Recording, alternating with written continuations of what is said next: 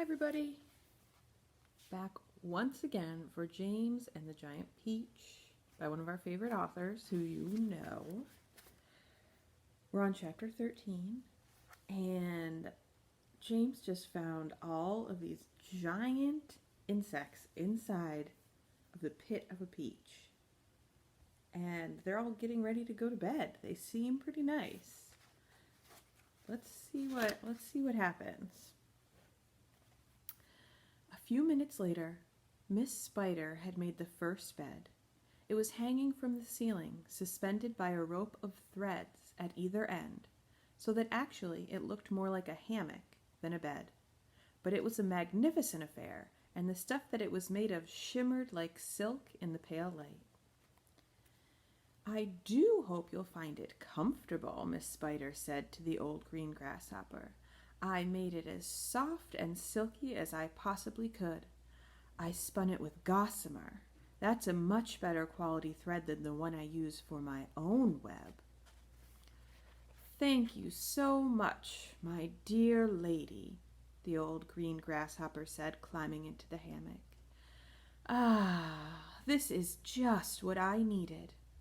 Good night, everybody. Good night." Then Miss Spider spun the next hammock, and the ladybug got in. After that, she spun a long one for the centipede, and an even longer one for the earthworm. "And how do you like your bed?" she said to James when it came to his turn. "Hard or soft?" "I like it soft, thank you very much," James answered. "For goodness sakes, stop staring round the room and get on with my boots," the centipede said. "You and I are never going to get any sleep at this rate. And kindly line them up neatly in pairs as you take them off. Don't just throw them over your shoulder." James worked away frantically on the centipede's boots. Each one had laces that had to be untied and loosened before it could be pulled off. And to make matters worse, all the laces were tied up in the most complicated knots that had to be unpicked with fingernails. It was just awful. It took about 2 hours, and by the time James had pulled off the last boot of all and had lined them up in a row on the floor, 21 pairs altogether, the centipede was fast asleep. "Wake up, centipede," whispered James, giving him a gentle dig in the stomach. "It's time for bed." "Thank you, my dear child," the centipede said, opening his eyes. Then he got down off the sofa and ambled across the room and crawled into his hammock. James got into his own hammock, and oh, how soft and comfortable it was compared with the hard, bare boards the aunts had always made him sleep on at home. "Lights out," said the centipede drowsily. Nothing happened. "Turn out the light," he called, raising his voice. James glanced around the room, wondering which of the others he might be talking to, but they were all asleep. The old green grasshopper was snoring loudly through his nose.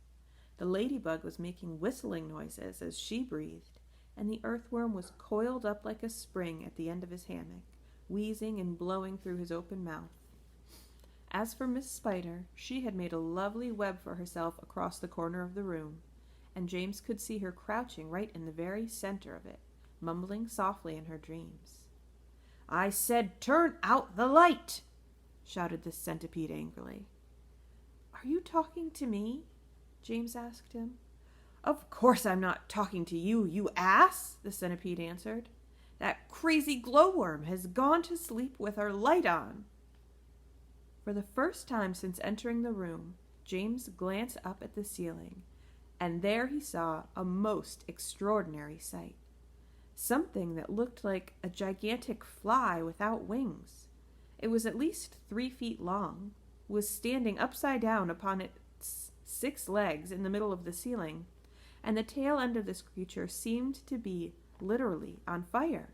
A brilliant greenish light, as bright as the brightest electric bulb, was shining out of its tail and lighting up the whole room.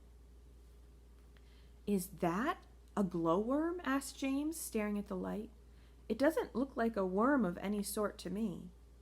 Of course it's a glowworm, the centipede answered. At least that's what she calls herself. Although actually, you are quite right.